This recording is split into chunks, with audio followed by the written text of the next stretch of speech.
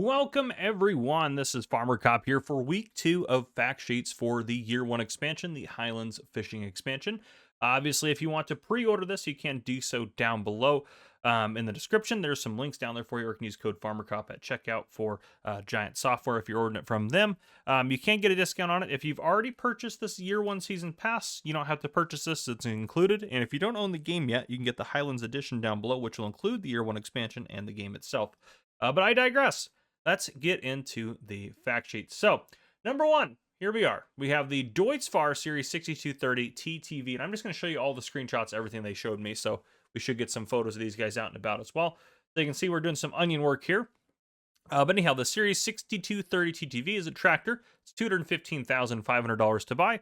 Has between 216 and 230 horsepower, depending on your engine configurations. Has a variable CVT transmission. It holds 420 liters of fuel, and it will drive at 60 kilometers per hour or 37 miles per hour. It also, depending on your configuration, will weigh between 8.8 and 10.8 tons. So, beautiful little tractor up there. Yeah, it's not bad. If you're a Deutz-Fahr fan, I think it's perfect for you. But yeah, I don't mind it. I think it's good. Yeah, and you can see we're doing some onion work here. So we have the onions out and about, and we're pulling them up and putting them on the ground here. And then they can be collected by the onion harvester, which hopefully we'll get a fact sheet on that bad boy at some point. But anyhow, the front and back piece of equipment here, we have the Highlands equipment. So this one is the cutter that's on the front. This is the Highlands UMR 300FC. So that's this guy right here in the front. That is a Hallam cutter or Halm. I can't say it. I'm going to try to say it. It's $68,500 to buy. It requires 92 kilowatts of power or 125 horsepower. It will weigh 2.7 tons, has a working width of 2.8 meters, and it will run at 10 kilometers per hour or 6 miles per hour. So the same speed as like a regular harvester, and it is only for onions. So this should only work for onions. I don't know if it'll work for potatoes or sugar beets or anything like that, but yep, this is what needs to go across. It basically cuts the leaves off is the realistic aspect of what it is doing. And then on the back, we have the Highlands UR205. That is the onion windrower. It's $35,000 to buy. So this whole setup here is just over $100,000. So just beware of that. It requires 66 kilowatts of power or 90 horsepower. So between the two of these, we have 215 required horsepower. So it's right on the edge for the Deutz-Fahr, unless it's set the 230 horsepower engine, which I would assume they probably did. It weighs 1.7 tons, has 2.8 meter working width, and runs at 10 kilometers per hour, 6 miles per hour. So working width and working speed are the same as the UMR 300FC, which makes sense. Though I guess technically speaking, I guess you could, if the Hallam topper went faster, you could top it first and then go over with more than one of the UR205 onion windrowers, but it doesn't seem to be the case here. We have a little bit better look at it right here, so you can see it out in the field there. Beautiful onions. I love the onion rows, which we also have the onion planter, I believe, in this one as well, which we'll take a look at that. There's just another look at the fact sheets. You want to see how these guys are going to look in the store. You can take a look at that there. Pause it, do whatever you'd like to do. And then there's another picture of it there, I suppose. I don't know why they give me 1,000 different pictures, and then we have another one in the store. Some of them are different, like dimensions, depending on what you're doing. But yeah, I'm just going to roll through them because it's just easiest to do that. But here we are. This one is the onion planter, basically here. This is the Monosem MS Electron, which is kind of a cool name. It does it kind of in 3 chunks, you can see. So we have 5 rows, 5 rows, and 5 rows. And that's why you get the little gaps in between there. I'm not sure if you can eliminate the gaps if you went back over manually and planted it different. I'm not sure if that would work or not. But anyhow, this is a vegetable planter, which also begs the question, could it do other vegetables, or does it in real life and they just don't want to let us have that? Be nice if it did like maybe sugar beets and red beets and carrots and parsnips, stuff like that. Be kind of cool. It's not very expensive, actually, though. I thought it'd be a little bit more. It's $52,000 to buy, so not too bad for that bad boy right there. It does only hold 27 liters of seed, that is, so it's kind of similar to other seeders that would be similar to that.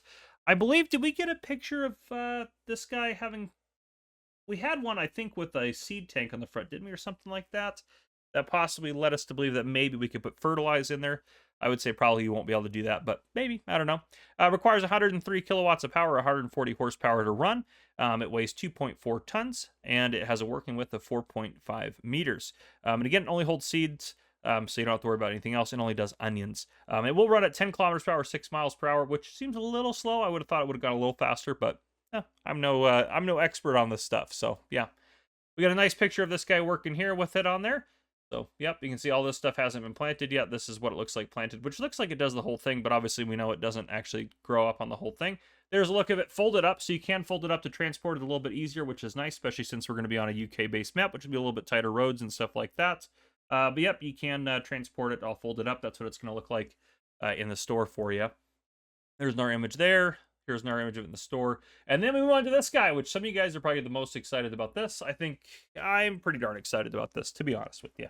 But yeah, this is the Can-Am Defender DPS HD9. We'll zoom in and take a look at it here in a second. This is a utility vehicle. It's going to cost you $16,000 to buy, which really is not bad. That's pretty cheap, to be honest. I thought it'd be a little bit more. I mean, in real life, you think about paying $16,000 or something like this, that is quite expensive. But I don't know. In the game, it seems that that's not too bad. Has 65 horsepower, so nothing crazy. Has a variable CVT transmission. Holds 40 liters of fuel and runs at 60 kilometers per hour, 37 miles per hour. So not crazy fast, but a decent speed. Especially if you think about actually riding that in real life, that'd be quite fast. It has a 500-liter capacity in this kind of the back bed there. It'll do all your bulk crops pretty much. We got wheat, barley, oats, canola, sorghum, sunflower, soy, corn, potatoes, sugar beets, red beets, carrots, parsnips, long grain rice, green beans, peas, spinach, sugarcane, wood chips, cut beets, silage grass, hay, straw, pig food, stones. That is stones, right? Yeah, that's stones. I always get stones and iron confused, but iron I shouldn't get it confused. It's a completely different color. Seeds, olives, salt, yeah, salt, onions, chaff, mineral feed, manure, lime, forage, TMR, and fertilizer. It does not do grapes, obviously. It's because grapes need their own special trailer, which I don't know why that's the case in real life. I mean, I'm sure there's a reason in real life, but in game, I don't see the big issue with it. But anyhow, we got a nice picture of it here. Beautiful. I like all the raindrops on there. I mean, it does look quite nice. The tires look, I mean, it looks fabulous. Giants does a good job with visuals. Some of you Giants haters out there that say that I'm a shill and all these crazy things. Yeah, Giants doesn't pay me for my opinions. If you order a game from them, I get a little bit of a kickback from that, but yeah, they don't pay me for my opinions. They really don't care, honestly. Honestly, I think they don't listen to me most of the time because I've given them some feedback, and usually they don't listen to me. So if you think yeah, it just is what it is. There's a look at it in the store with no one in it, with no water drops on there or anything like that. But anyhow, yep, it's a pretty clean looking piece of equipment here. I've got a couple of other screenshots to show you. Let's get through this guy, and then we get kind of the wide screen looks here at some of these guys. So nice widescreen look at this one here. This is the going to be the 1080 by 1920 photo there, which is looking pretty clean.